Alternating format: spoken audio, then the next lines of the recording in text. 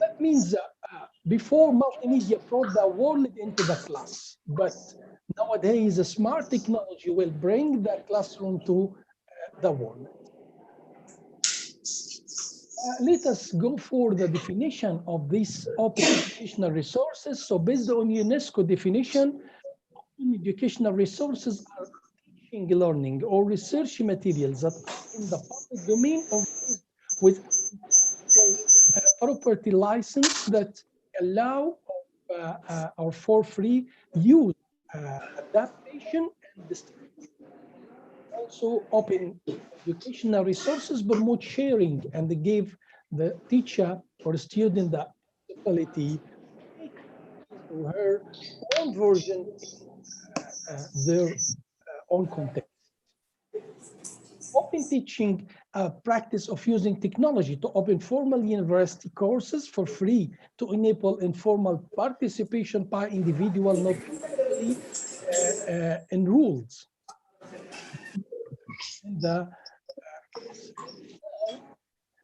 We will go to another topic, what we call it principle of open educational resource.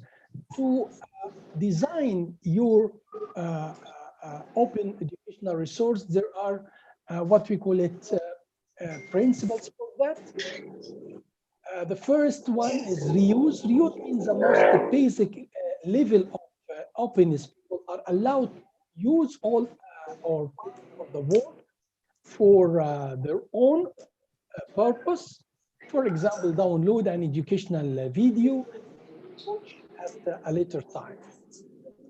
Redistribute, people share the work with other. For example, send a digital article by email to a colleague. Revise, people can adapt, modify, translate, or change the work. For example, take a book written in English and turn it into a Spanish audio book. Remix, people can take two or more existing resources and compile resource. Finally, retain no digital right management distraction. The content is yours to keep, whether you are the author, an instructor using the material, or a student. In fact, open educational resources has a lot of benefits. For learner, for example, learn to learn, autonomy in learning, access to various learning resources, acquisition of digital competencies, learning form, either formal or informal learning. For teacher, save time, pedagogical innovation, such as what we call it flipped classes. Also, one of these benefits, possibility for learning resources produced, more interaction teaching. For universities, also sharing of learning resource, teaching staff, student, administrative staff, better support for new teacher, possibility, and the opening of the university on the environment.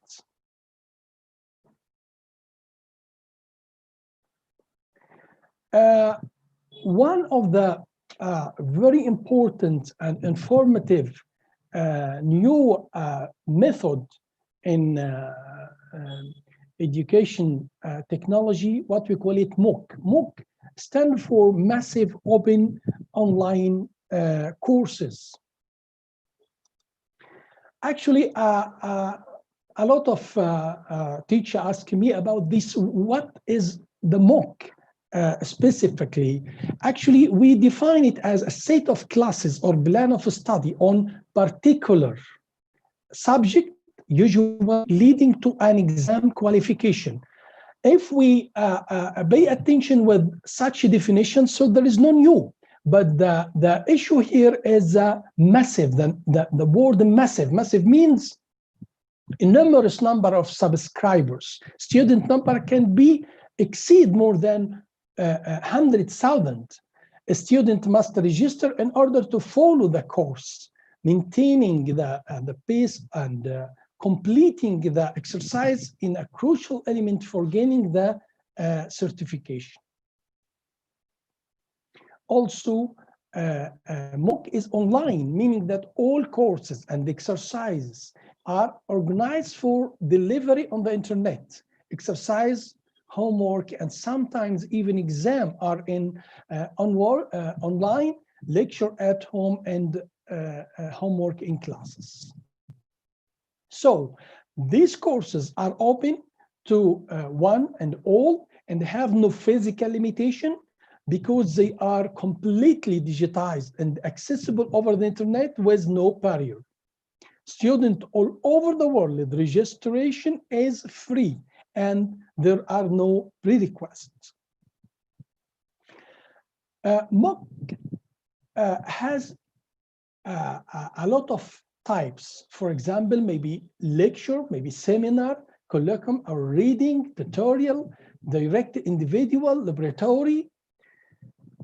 And there is a special type of MOOC, what we call it SPOOC. SPOOC means small private online courses. If you wanted to customize your course for a small group, small student, number of students.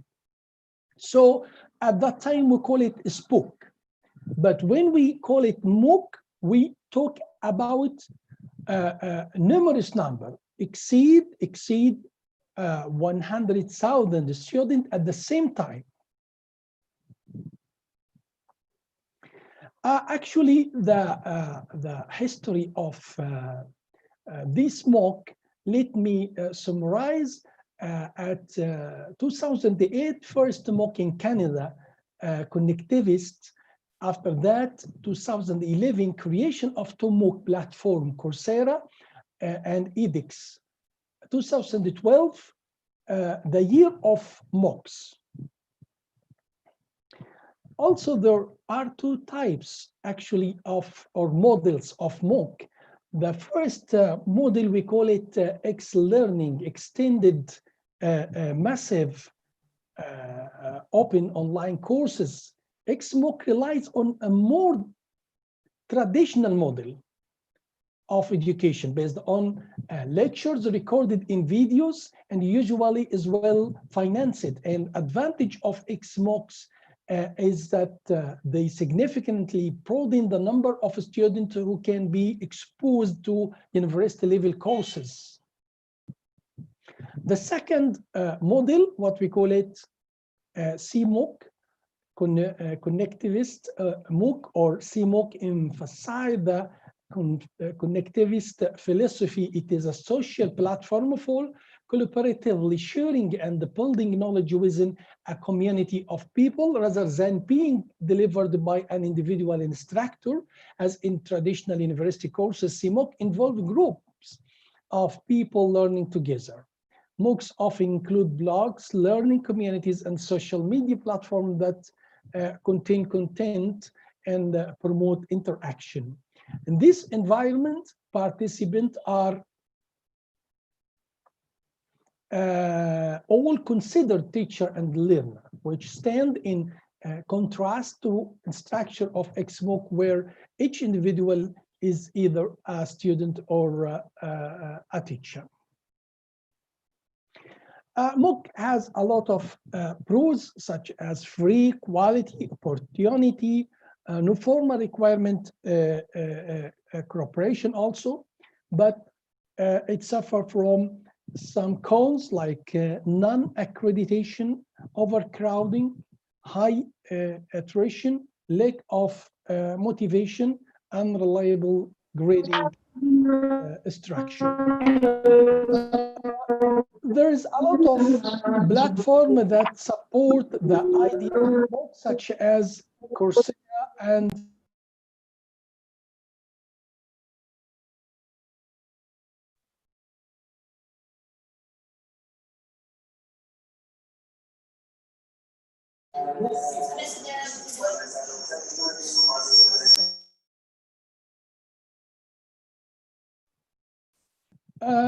finally, instructional design for MOOC.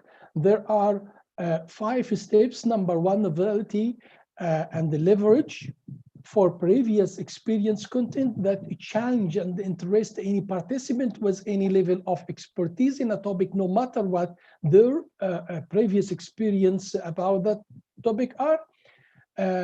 Number 2, input from diverse of sources, rich amount of sources that come from diverse perspective to help participants think and develop understanding of the topic, videos, reading, ebook, movie clips, and a variety of digital materials that can enrich the experience of being informed and learning. Also, gauges for understanding and further thinking, self-graded activities that allow participants to check their understanding of the week topic or discussion, and at the same time make the participant think deeply about the issues presented in the week. Motivation of engagement and community learning opportunities encourage participants to select topics within the topic of the class to have their own discussion and learning hubs. Invite them to use class material to trigger conversation and learning. The last item, planning for legacy, inspire participant to create digital spaces that will continue the discussion or the information seeking for the topic of the class, suggest student to take that they learn and be agent of a change or discovery in their world of work or life. Thank you so much.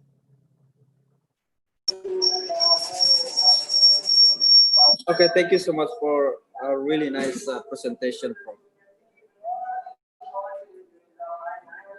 Now for the whole audience, if you have any question related to the presentation of Prof. Dr. Sharif on the theme of MOOCs and open online sources,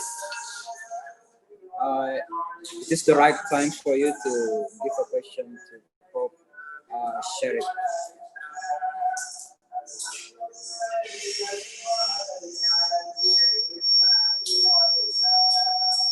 Well, I don't have a question. I don't have a specific question. Yes, please. I'd like to actually thank Dr. Sharif, Professor Sharif, for wonderfully mentioning these platforms. Because yes, I personally know that these platforms are very, very important, which can be used for professional development. So yes, I would also suggest the same that if we can utilize the platforms like MOOC and POOC specifically for the students, then definitely we can actually improve ourselves and we can be better teachers. Thank you. Okay, thank you.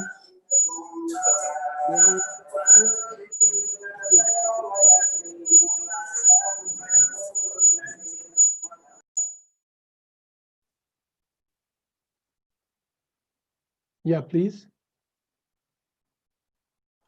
Hello.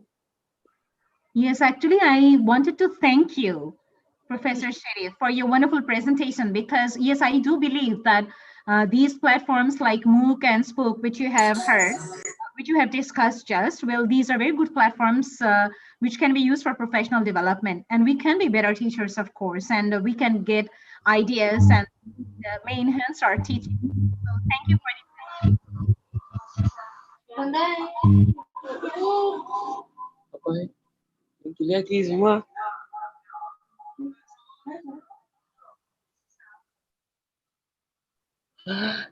Tap to speak.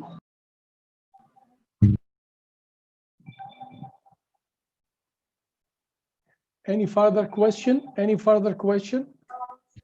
I think you can directly answer the question, and we wait for the next question.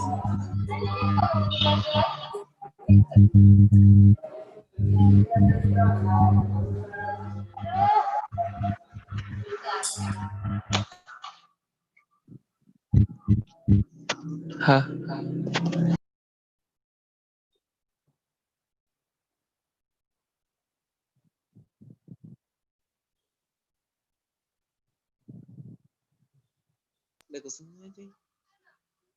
Your microphone is unmuted. Hey, Prof. Can you hear me, Prof? Yes, please. Any further question? Yeah.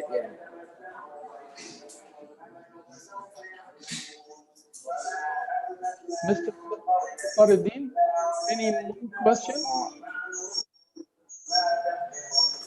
I think there is no question, sir. Okay. You might answer the question. And have a wonderful time. Thank you.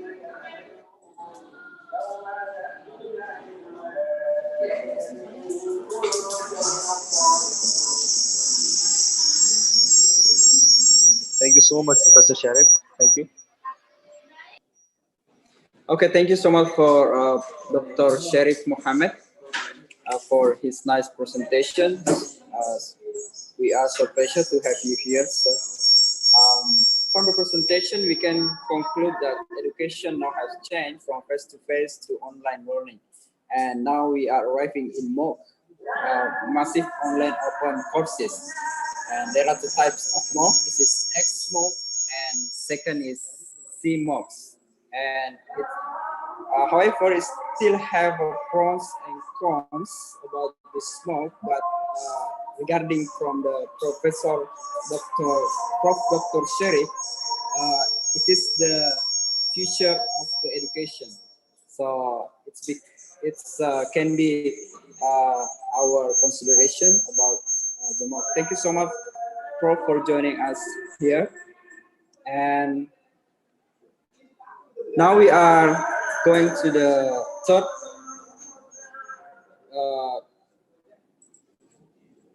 presenter. He is Arizona actor Tina from the Fodil International University, Bangladesh.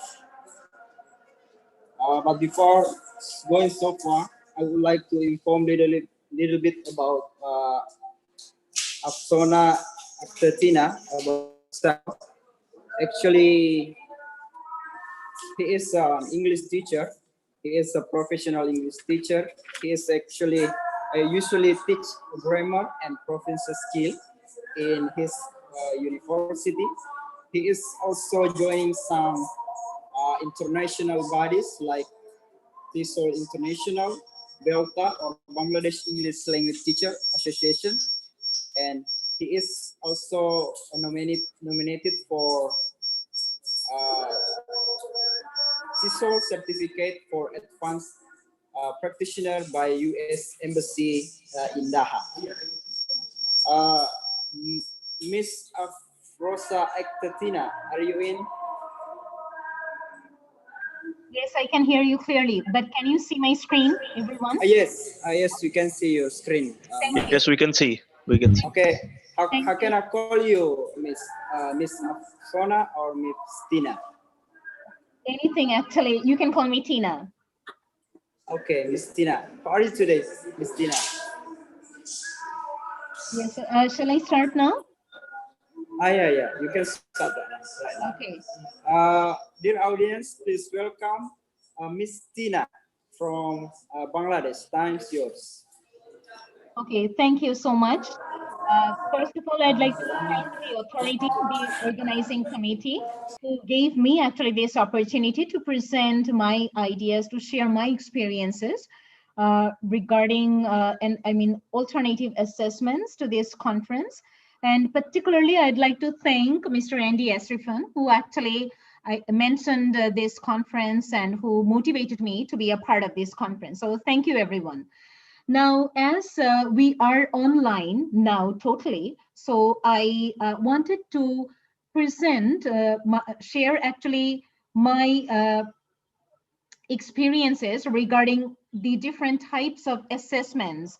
And obviously, these assessments would be alternative assessments in online classes, because these days our focus is only on online classes and assessments. Now, first of all, I'd like to mention that where does the idea come from? Well, if someone asked me this question, I mean, where did I get the idea from? Well, I'll have to say that the American Center in my country designed and organized this course on alternative assessment specifically for the teachers of Daffodil International University. I mean, for my university. There were also participants, some participants from the other countries, but more specifically, it was designed for our teachers because we wanted to focus on different types of assessments. And there actually, from there, the idea comes. Now, if I look at the background, if I have to focus on the background, then I must say that the course actually offered us different types of interesting articles, regarding different teachers' experiences worldwide. And this particular idea actually comes from a Japanese teacher who is Clive Lovelock, and who actually developed this process of assessment, the particular process which I'm going to focus on in future in 1996. And his purpose was to make students learn the basic communication skills and also develop learning skills. So these were the purposes of Clive Lovelock, which actually we came to know while going through his detailed research paper. Now, there actually are 4 guiding principles, which are very, very important regarding the particular type of strategy which I'm going to focus on. At first, actually, my particular focus will be on the assessment cards, which you can see at the center, assessment cards. This in the center is the first kind of alternative assessment, which I'm going to talk about today. Now, this assessment cards actually has 4 guiding principles. And what are they? Well, the first one is obtaining, storing, retrieving, and using the language. So obviously, when we think of an EFL class, we obtain something, we store in our mind, we keep them in our mind, we retrieve, and after that, we use that particular information or through the language, actually. Then next comes the active involvement in the learning process. Well, what if we can't use the language properly when we think of real communication? So obviously, whatever we obtain or store, we need to actually implement them in real life engagement or communication. So that's important. And then comes the consciousness raising. Of course, we'll have to be very, very conscious in terms of using a language, because if we think of using that professionally, then of course there are a lot of things which comes in our mind together. So will this consciousness is significant, but somehow it shouldn't actually be a kind of barrier whenever we try to communicate in real life situation. And also, apart from this, there is a focus on social strategies and communication strategies. Now, if I look at the 2 types specifically, if I name them, then the first one is, as I have mentioned, assessment cards. But well, this particular word has been added by me, which is individual assessment cards. For example, each card for each student, 1 card for 1 student. So this is how we can actually assess our student after each and every single lessons. How? I would let you know later. I'll explain that later. And the second type of alternative assessment, which I'm going to talk about today, is the progressive I can statements. And this particular kind of statements actually can be used to promote learner confidence, specifically in writing skills, because I don't know about Indonesia or about Pakistan or about the other countries, but specifically in my country, I mean in Bangladesh, we have major problems in writing skills. So our students face these problems, and although they have been in the process in terms of learning a foreign language since the beginning, since class 1 or 2, still when they are at tertiary level, we face that students lack so many things when we give them a topic to even develop a simple paragraph. So this particular assessment can be beneficial to this. Now, let us focus on the first one, how to use these individual assessment cards and how they can be used actually for feedback, and how this particular card actually can also reflect my personal teaching after completing a lesson. So this is very interesting. Now, this particular card is Lovelock's assessment card. Here you can see that this has been designed by Clive Lovelock, whom I have mentioned at the beginning. And this card has two parts actually. This is one part and we have the other side also. So this card has two sides. Now, in this side, you can see that the detailed information of the student can be easily stored, like name, number, the class.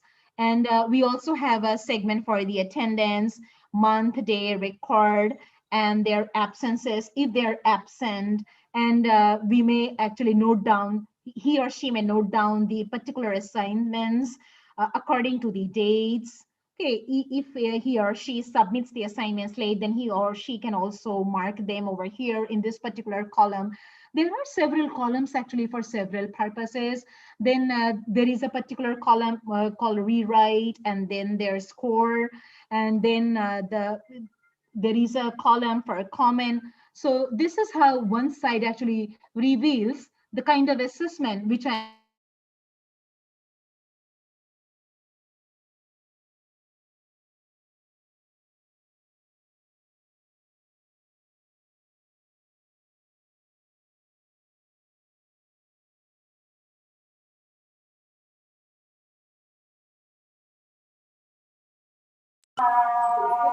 Miss Tina, Hello. Miss Tina,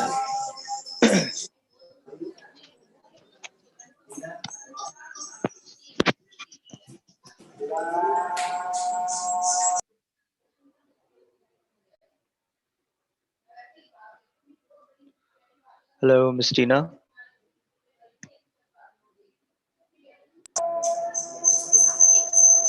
Miss Tina, uh, we lose you here.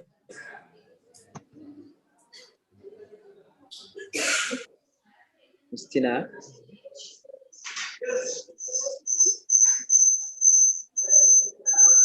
okay, this dear audience, probably there is a problem with internet connection uh, in the place of Miss Tina. So probably we can wait about 2 minutes or 3 minutes until the problem is uh, solved by Miss Tina.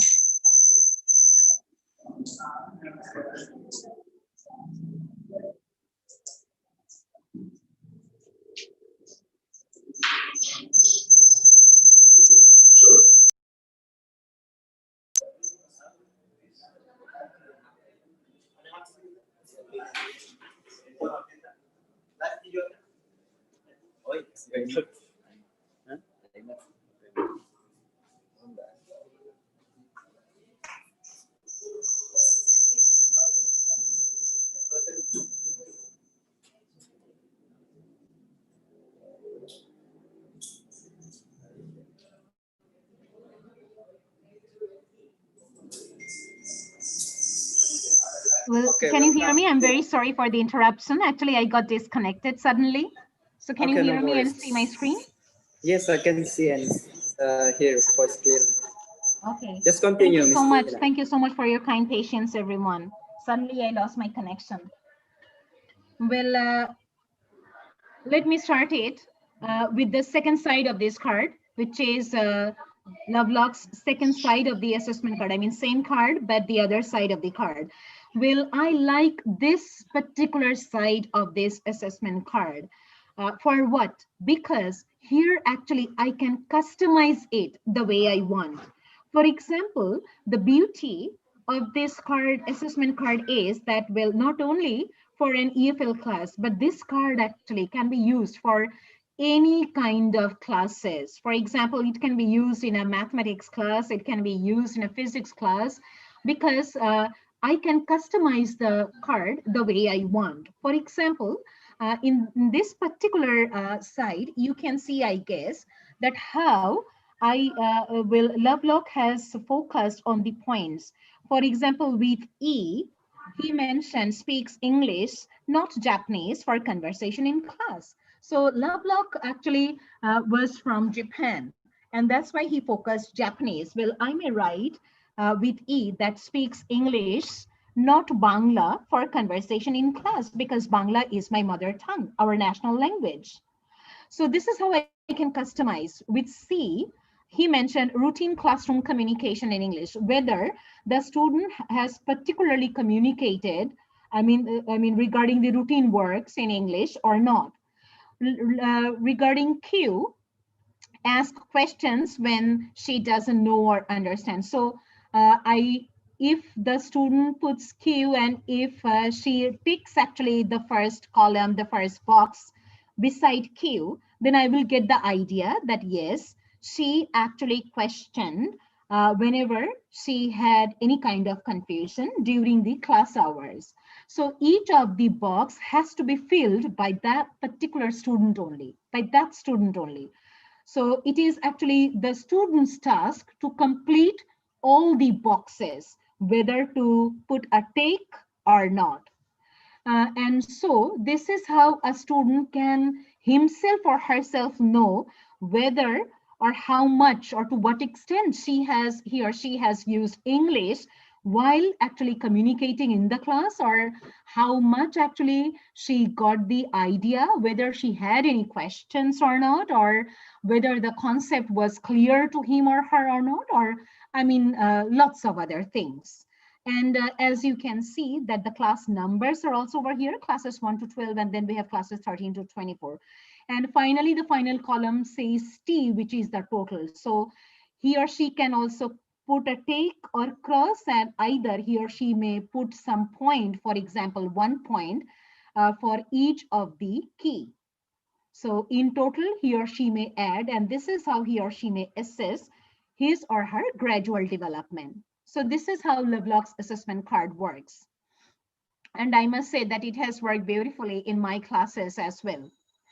Now, the procedure says that the beginning students read an explanation in English about these strategies, and they should know actually why they should use the cards.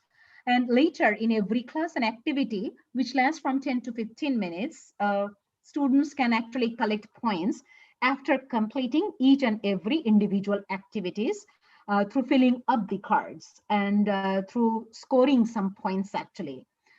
Well, then negative reinforcement can be used, and it's also important to set a maximum score based on the card. So if we can give them a target, well, I guess that would help students to be more concentrative regarding the completion of a particular task. Now, this is a kind of pair work which I wanted you to show, which I did actually with my students, and how did I pair up them, and how did I customize my card. This is my card which I developed. The earlier cards actually were Lovelock's. Directly I collected the cards from Clive Lovelock, but this is my customized card. You can see my card, and this is how I collected students' information after giving them a particular pair work, and I must say that it worked. And that's also, once again, a part of the other research, which if I get chance in future, I would like to share with you all. Now, let me focus on the second type of alternative assessment, which is the progressive I can statements, which definitely can promote learner confidence. And how can we use that? Well, this strategy has been developed by Fife McDuff, Khadija Al-Haiki, and Caroline. And one way to address this issue is by creating opportunities for students to state what they perceive they are able to do, which can be referred to as I can statements. So this was the idea of the three authors actually, Fife, McDuff, Al-Haiki, and Caroline. Well, they wanted to see actually how students develop that confidence through which they can say that now I can do this or I can do that. Now, well, the next part is how can it work? How can this particular I can statement strategy work? Well, teachers can present a single I can statement associated with a task. And another option can be to begin activities by presenting a list of I can statements, So either I can give only one I can statement, which is associated with the task, or else I can also provide them with a list of I can statements associated with several tasks, and they can actually pick or take or choose. Well, after the completion of the task, I can do this, or I can now do that, I can now write this, or blah blah blah, etc. So this is how actually we can associate this I can statement with this. And this is a particular activity. Well, this is a particular activity which is this is a particular activity which I did with my students regarding reading comprehension. We, as English teachers, actually teach our students how to read. So reading is a very, very important skill. And I did this with my reading skill students, and what did they do actually? Well, this is how I prepared the objectives. Very, very important, but this is how I prepared the objectives. And the objectives specifically focus not only on reading skills, but also on writing. So if you go through if you go through my slide, then you would get detailed idea about how we can utilize this particular strategy in terms of assessing learners, even in a reading skills course, which can have a clear connection with developing writing skills as well. I'm going to share my slides with you so that you can get clear and elaborate ideas about how to use them. And this is how I actually design the levels for them: level 1, level 2, and level 3. So they would move gradually from level 1 to level 3 after completing the task. And yes, my students learning through I can statements, they actually obviously vary. They vary from person to person, but still this is a direct or particular work from my student. That was a lesson between finite and non-finite verbs. Particularly, there was a focus, I forgot, maybe of 10 to 15 minutes focus on different types of verbs, but the major focus was on finite and non-finite verbs. So this is how actually my students came after completing the task. This is how they came up with their results, and this is how actually they tried to focus whether they learned anything from the lesson or not. And you can see how actually this particular strategy boosted up their confidence. And this is about infinitive and bare infinitive forms. And well, in the other class where I focused on gerund and present participle, this is how actually they came up with their results. So yes, of course, they helped my students a lot, and especially in terms of boosting up their confidence, because this also works a kind of incentives where students get the motivation to move forward. And yes, I have shared my experiences, the detailed experiences on Moodle, which has been used as a blended learning platform in my university every week. Even if you want to look at my Moodle course, I can also share that with you later. Now, the final note with which I'm going to end now. What is the role of the teacher here? Well, of course, I have a serious and very, very significant role, not one role, but several roles. For example, as you can see in the picture, I'm the controller, I'm the organizer, participant as well with my students, and assessor, counselor, a resource person, a tutor, and an observer. Yes, of course, a teacher has varieties of roles, and I can't reveal my roles. So that was all. Thank you, everyone. Thank you. Okay, thank you so much, Ms. Tina, for really nice presentation today. And we are arriving in a question and answering question. Giving an answering question. Is there any audience who want to give a question to Ms. Tina?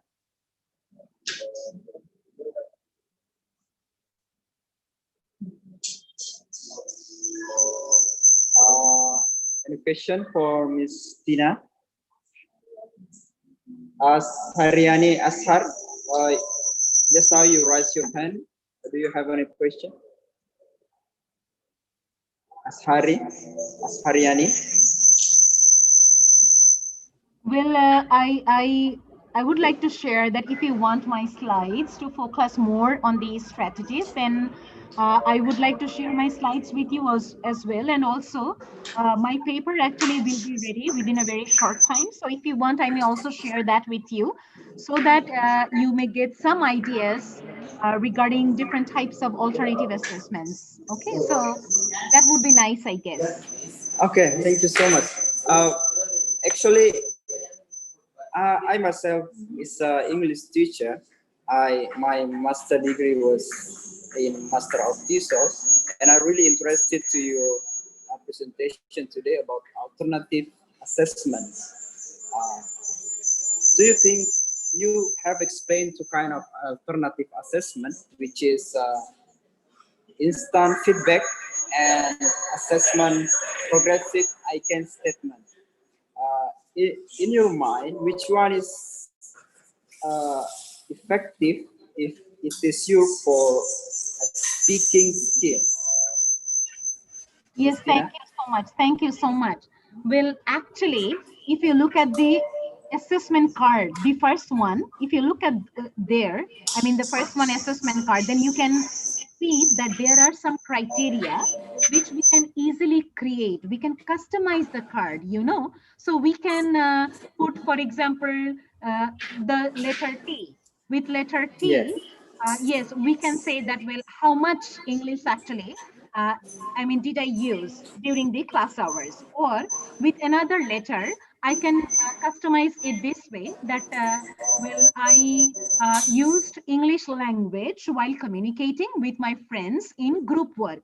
So in group work, pair work, whatever the students are doing, or how, I mean, to whom they are communicating, I mean, whether they are speaking in front of the class or not, well, we can actually customize that. So yes, of course, this card particularly can help us specifically help the student to gradually measure his or her own understanding.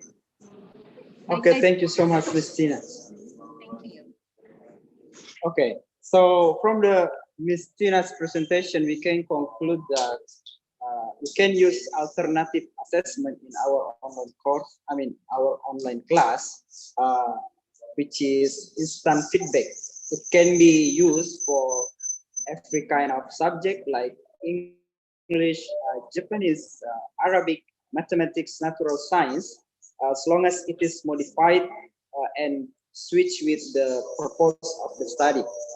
And the second is the kind of assessment is a progressive I can statement. It's really helpful for improving the confidence of the students. And it's been proven that it is very effective for writing as well as for reading. Okay, thank you so much for Miss Tina. It is our pleasure to have you here. But, okay, for anyone who need extensive discussion with Miss Tina, you can directly email to Miss Tina. If you don't have any contact details, you can ask or you can contact the committee of this conference, and the committee will send you the email address as well as the phone number for this. Okay, well, now we are arriving in the last presenter for this session one. It will be conducted by Mr. Justino P. Carpio, Doctor of Education and Doctor of Letters. He's coming from University of Colocan City, Philippines. And before going so far in this presentation, I would like to inform a little bit about himself. He is well known as what can I say, as a volunteer probably, or in world peace, equity, and human rights. And he have received many awards from some institution in this world. regarding, I mean, in the theme of world peace, equity, and human rights. For example, he was receiving Mahatma Gandhi Peace Prize Award for contribution to world peace, equity, and human rights in 2020, and Astrid Award in Education Leadership for Excellence in Session for World Peace, Humanity, Education, uh, and Leadership in 2020, uh, given by Astrid Academy in Sweden, and many countless awards uh, by some institution. Mr. Justino, uh, are you in this conference? Hello, good afternoon. Can you hear me? Oh, good afternoon. I can hear your voice, sir. How can I Is call it you? clear? Is it clear? Yeah, is it clear? Okay. Allow me to share my screen. Okay. Host, please allow. Now, is it visible? Yes, is it visible? All right. Thank you. Assalamu alaikum to our respected organizers and moderators of this virtual international conference of Faculty of Tarbiyah and Teacher Training of IAI Muhammadiyah Sinjai, Indonesia. I would also Waalaikumsalam like warahmatullahi Walaikum salam, sir. wabarakatuh. Walaikum thank salam. I would also like to acknowledge the ones who invited me here, Professor Dr. Andy Asrifan and Professor Dr. Mutmaina, my fellow speakers and presenters, fellow educators, academicians, and scholars all over the world.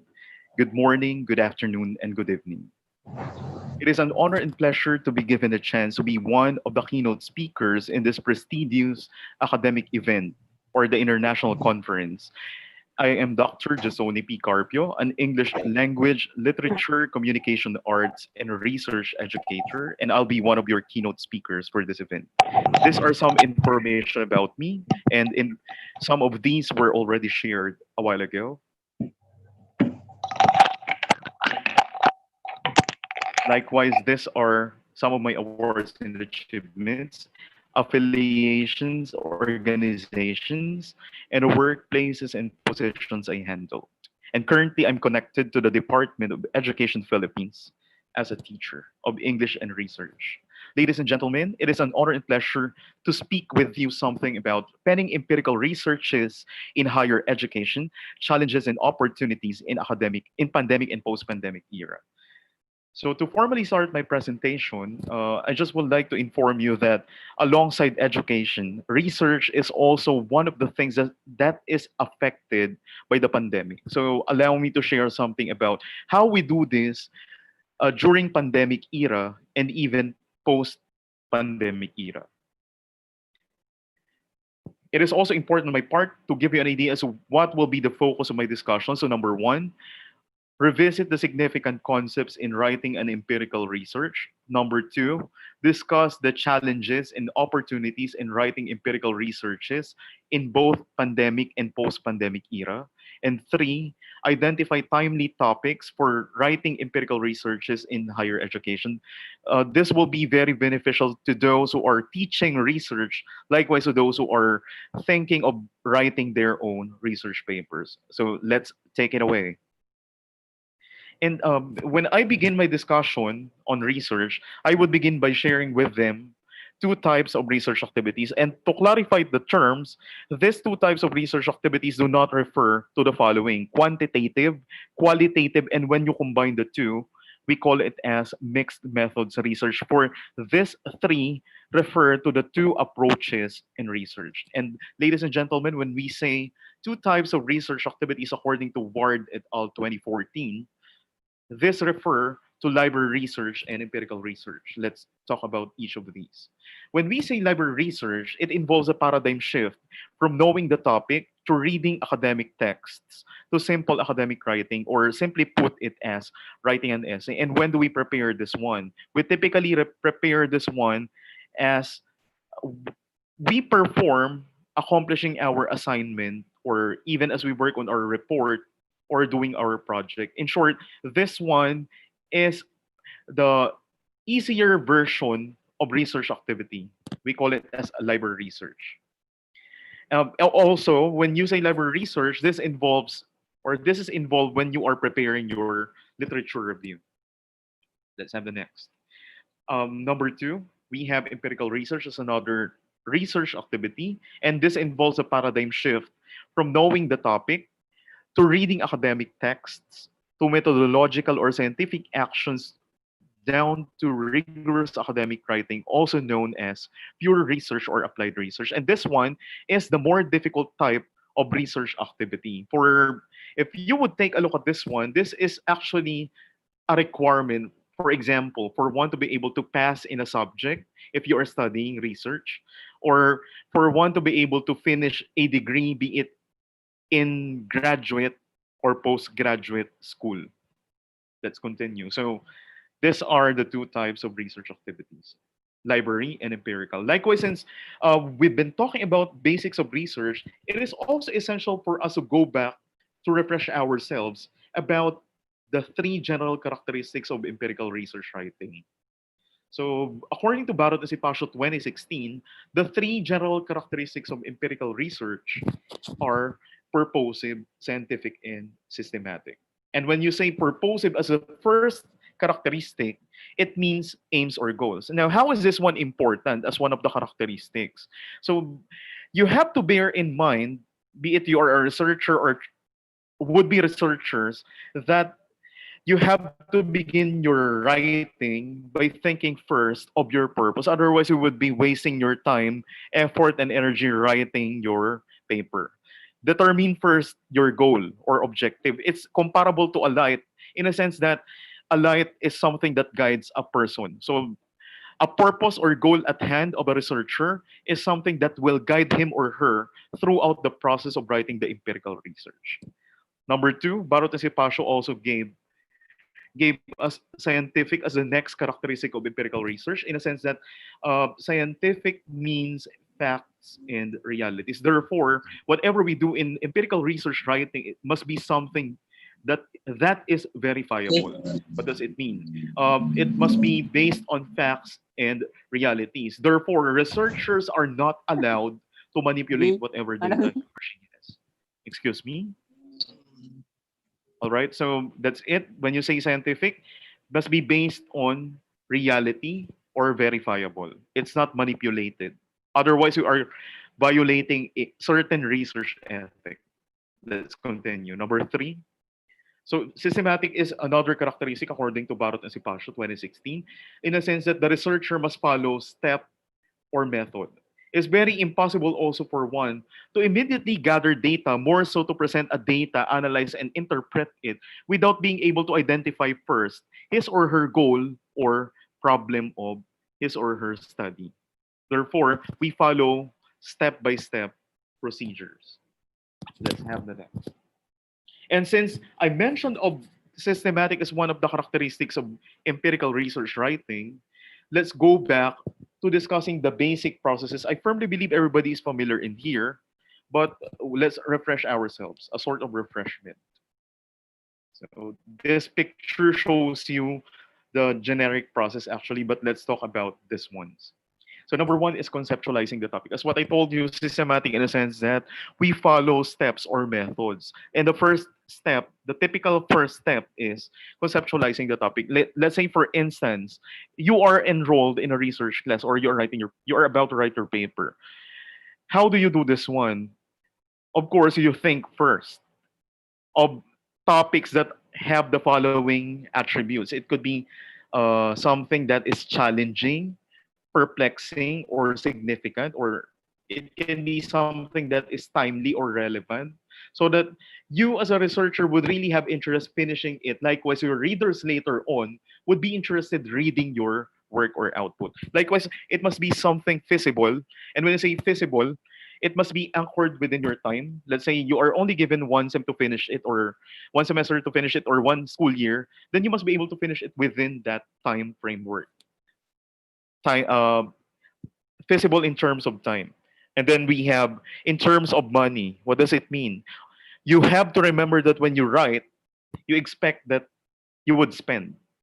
So money is also important consideration on the part of the researcher, in a sense that if you could not do it because of your financial what do you call this, financial condition, or the money you have is not enough, then do not insist on doing it. I hope you are getting my point. As what I mentioned earlier, when you write, when you conduct research, you would really spend certain amount. So feasible in terms of money or financial stability of the researcher. And third one, in terms of the capacity. When you thought of your topic, you have to bear in mind that it is something that you could do. Otherwise, if you could not do it, then you might end up not finishing the paper or not continuing the paper at all. So that's it. And when the topic is already conceptualized, by the way, before we proceed with the next step, these are some of the suggested topics I've got here. These are not new to you, but these are very timely in a sense that research, as what I've been mentioning, is impacted or affected by pandemic. So what are these timely topics? During the pandemic era, a researcher or a would-be researcher might think of the following topics: the effects of pandemic to and preparedness of higher education in terms of curriculum, because you know that curriculum is one of the things, one of the aspects of education that is very much affected, just like in the Philippines. Before we have the basic education curriculum, but then due to the pandemic, the educators or the ones who are in the Department of Education thought of changing the curriculum or revising the curriculum. And this, at present, we have the so-called most essential learning competencies, where DepEd only included the essential learning competencies and removed some other competencies. So if curriculum is impacted or affected, it would definitely affect other aspects of education, including learning resources. Of course, the books and materials we are using to deliver the curriculum have to be changed to based on the curriculum that was made. And even assessment modality, as discussed by the previous presenter, and even the role of technology for, if you would notice, technology really plays a vital role, or if not absolutely, it plays a major role in terms of the delivery of education.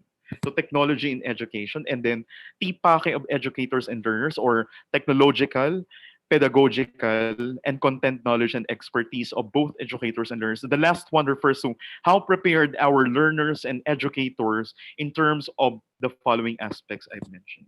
Likewise, so transitioning from pandemic, going to the post-pandemic era, a researcher or would-be researcher might work on the following topics. Can you still see my screen? Can you see my screen still? Yes, sir. We can All see right, it, so sir. let's Yes, continue. sir, we Yes. can And see. Yes, sir. so transitioning from pandemic to post-pandemic era, a researcher or a would-be researcher might work on the following topics: the effectiveness of modified. Now, this time, since there is already available modified or newly made higher education, the following, then it is now the time for them to test whether the modified ones or the newly made ones are effective or not. Otherwise, it will either be junked or be continued. So curriculum, learning resources, learning delivery, assessment, technology in education, tipake of educators and learners. And then the last one, post-pandemic era, higher education. But if you could notice here, there are question marks. What does it mean? So it means that we are not still sure what will happen after the pandemic or post-pandemic era. Are we going back to traditional things that the traditional practices we have had, or are we moving forward to new practices because of this pandemic? So we are not sure yet. So the topics are uncertain still. Let's continue further. And if the topic has been approved by either your advisor or a teacher of you or professor of you, or you yourself, if you are a teacher of research, then the next step is reading and writing references. Formalize writing the literature review.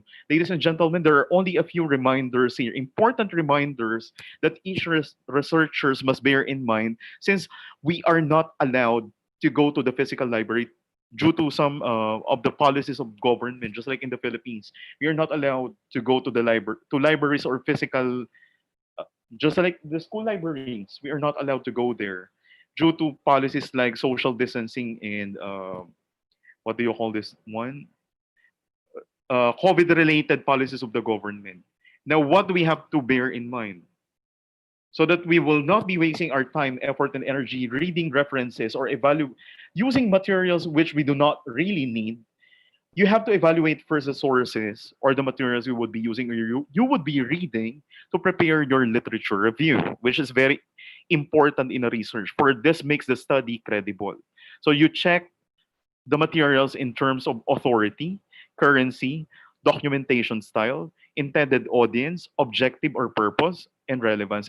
Being able to do the evaluation of materials or information sources, then you are saving your time, effort, and energy. For you are sure as a researcher that you are using or reading the material uh, which you definitely will use in your study. Likewise, since we've been talking about literature review, I'll skip some others. These are some of the right literature sources. We have conceptual literature, research literature, which refers to journals, and gray literature, which includes magazines, newspapers, flyers, brochures, and conference proceedings. And since I have been mentioning that we are not allowed to go to the physical library, the only resources we have or we could utilize as researchers are the following. So we could maximize now online journals. So instead of going to the physical library, reading the printed materials, we could use online journals. These are some examples of recommended materials. Likewise, the style guide. Bear in mind that you have to utilize the appropriate style guide, and I firmly believe everybody here is under education sector. Therefore, we would utilize American Psychological Association or depending upon the field of your specialization. Let's continue. And then the third step, which I'll skip for this one, is not that affected. Identifying the problem and asking questions. Fourth, identifying, constructing, validating, and testing research instruments. I'll explain a little on this. Identify identify your instrument if there is already a readily available instrument. For example, if I'm working using survey descriptive design, where in fact it uses survey questionnaire. If there is readily available, the only thing I will do is to contact.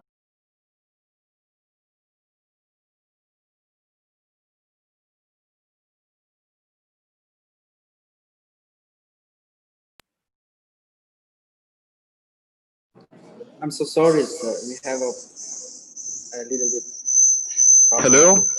here. Yeah, yes. You somebody is muting me.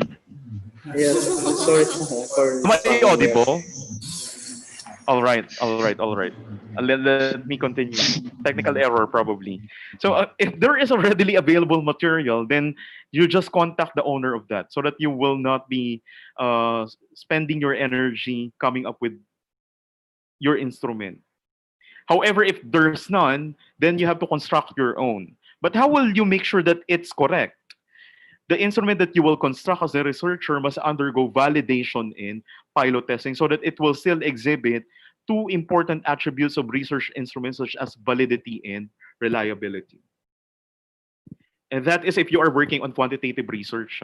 And then gathering the data is another thing that is affected by pandemic in a sense that since we are not allowed to go to certain places, therefore, it also hinders the way in how the researcher would gather data. Just like in my case, when I was still working in my dissertation uh, last March, before I finished my doctorate, I was not allowed to go to the school because the focus of my study has something to do with dynamic leadership skills of school administrators. Therefore, I have to go to the school. That's the original plan. But due to the pandemic or the policies of the government in the Philippines, I changed my plan into gathering the data using technology. For instance, instead of going to the place, I utilized Messenger by sending these administrators or respondents my questions. So that's how I elicited responses from them, from my respondents. Likewise, I was also told to conduct what do you call this one? Structured interview since I'm working on mixed methods research, which requires me to conduct interview among my participants. So how did I do it? I used Zoom, and it really simplified my work in a sense that I did not spend money going to their place. Likewise, I did not spend my energy going to their place. It also saves paper on my part. So I utilized Zoom for this. The value of using Zoom, or one of the benefits of using Zoom, is that I was able to automatically record our conversation. But be reminded, before I proceed to the next one, that before you record something, when you gather the data, you have to ask first the permission of respondent participants. Let's proceed. Next is, when you gather the data after gathering, you analyze, you present, and interpret the data. This one is not that affected. You can still work on this one following the traditional practices. Writing the research report is another one. And this one is another thing that is affected because just like in my case, I was not allowed to defend my paper in the graduate school physically, but instead I had it done virtually, just like what we are doing now. I am sharing with you my research output, or the other presenters shared with you their research outputs. It was not done physically, but it was done virtually. This is the new normal now as to how we share research. Likewise, another thing that we have to remember when we share research, it also includes publishing your work. So when you publish your work, you are sharing also your research for it can be read by many people. So how do you publish now your work? Better if you will publish it in an online journal, but make sure that it's not a predatory journal. When you say predatory journal, these are journals that require for payment. So bear that in mind. A real journal, a credible journal, does not require the researcher for any amount. And this is a generic format of a, a research published in a journal. It's made in a shorter version, typically at least 10 pages. And this is the process as to how you publish your paper. And ultimately, this is the last part of my discussion before, not really the last, but the latter part. Along the way, proofreading and editing of research happen. So, right, for example, what does it mean? Right after letting somebody approve my paper, if my topic has not been approved, then I have to proofread it and edit it immediately, and so on and so forth. So it happens in any step because our conception, it happens in the last part. Definitely not. It can happen in any phase or in any step. So purposes of research, I'll just go over this ones. One, we write empirical research or we do research to solve problems. Two, contribute to the fund of knowledge and community. And how can we contribute? By sharing our research, either through conference or publication. Three, replicate ideas with uniqueness and identity. Can I also work on a paper that was done in Indonesia and I'll do it in the Philippines? The answer is yes, given the fact that you would maintain uniqueness and identity so that you later on you will not be accused of plagiarism. Propose something new, just like in our present situation. Before doctors could propose a medicine that would cure COVID-19, it must undergo first research and development. And ultimately, we do research to improve the quality of life. So if you could notice, I did not begin my presentation by giving you immediately the definition of research, for I'll give it at the last, and getting the definition from the things I have shared with you. Therefore, research, we define it as gotten from the characteristics, the processes, and the purposes I shared with you. Ultimately, we define research as a purposive, scientific, and systematic process of conceptualizing the topic, reading and writing references, identifying the problem and asking questions, identifying, constructing, validating, testing research instruments, gathering the data, presenting, analyzing, interpreting the data, writing the research report, sharing the research, and proofreading and editing the research, with the following goals: to solve the problems, to contribute to the fund of knowledge and community, replicate ideas with uniqueness and identity, and to propose something new. and ultimately to improve the quality of life. With that, allow me to leave everybody this statement before I formally end up, that before, during, and even after these trials, opportunities were, are, and will be around. And that's all. Thank you so much, fellow educators. Dearest moderators,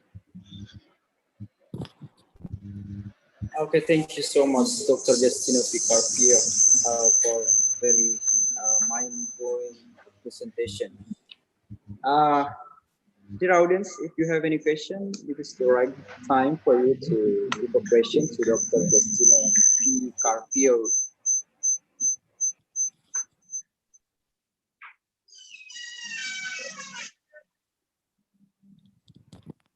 You can directly ask to the Mr. Dr. Destino P. Carpio. correct, Is it the right time?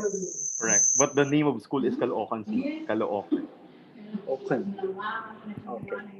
Thank you. By the way, I'm very much willing to share my slide presentation later. Okay.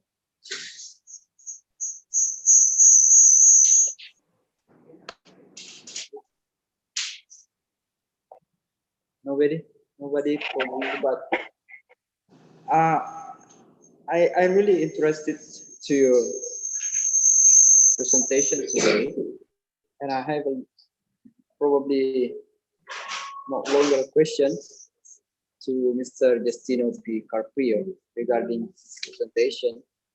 Um, we don't know that the pandemic of COVID-19 when where it can be end. I mean the end of this pandemic we don't know. So what is your recommendation to researchers as well as educators to do the Research. research in this pandemic Um, condition?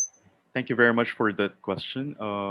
One of the, I think this is the best recommendations I could give is that think of the feasibility of something. If they could not really work on that, set aside it first. Think of the topic that that is feasible.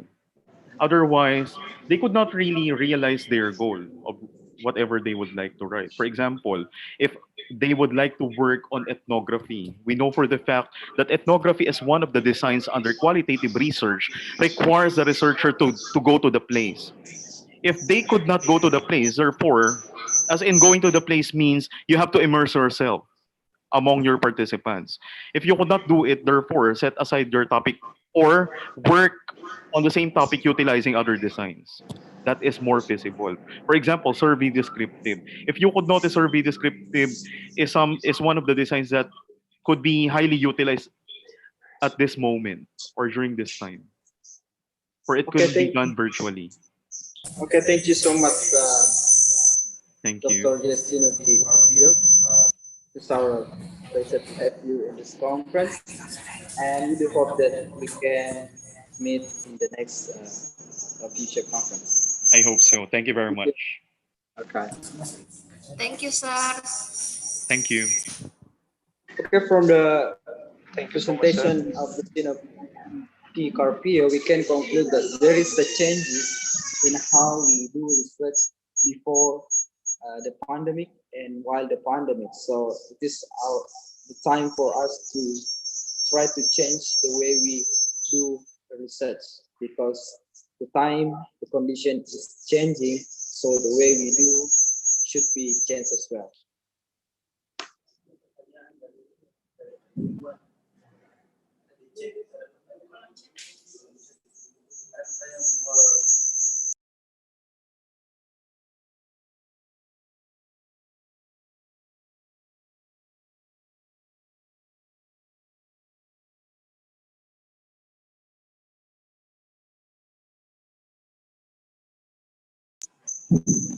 Okay. Dr. Justino Picarpio, are you still in the room?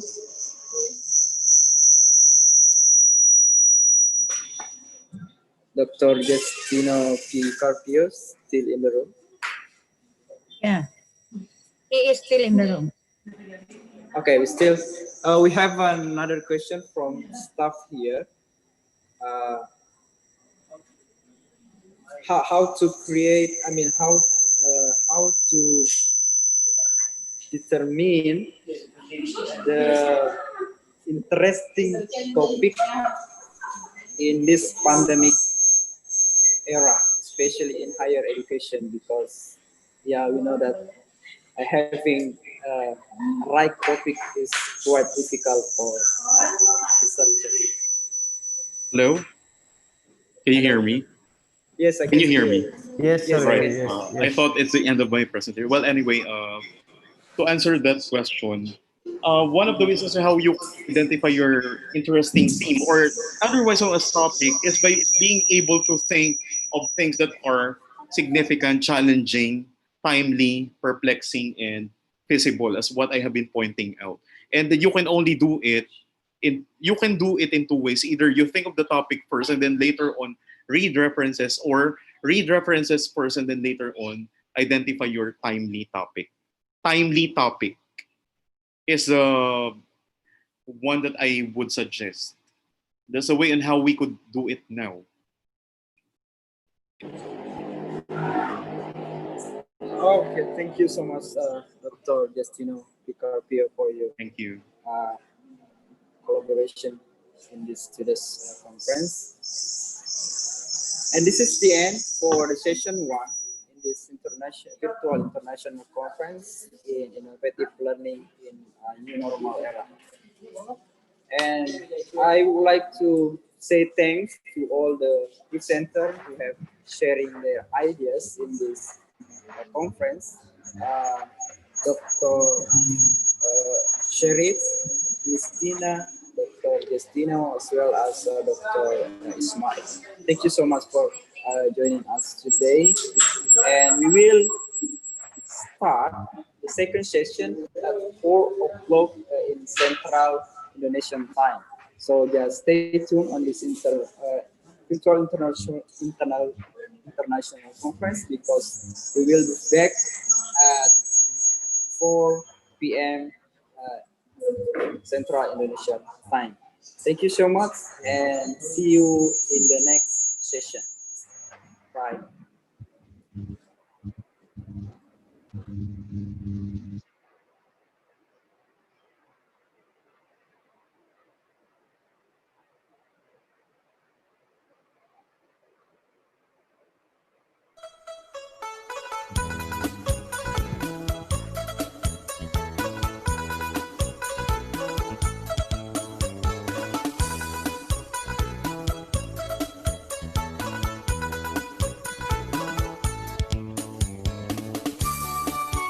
Tempat wisata di Sinjai yang menarik untuk Anda kunjungi. Halo semuanya. Sinjai adalah salah satu kabupaten yang ada di wilayah Sulawesi Selatan yang berbatasan dengan Kabupaten Bone. Jaraknya dengan kota Makassar sekitar kurang lebih 220 km dengan waktu perjalanan sekitar 4 jam dari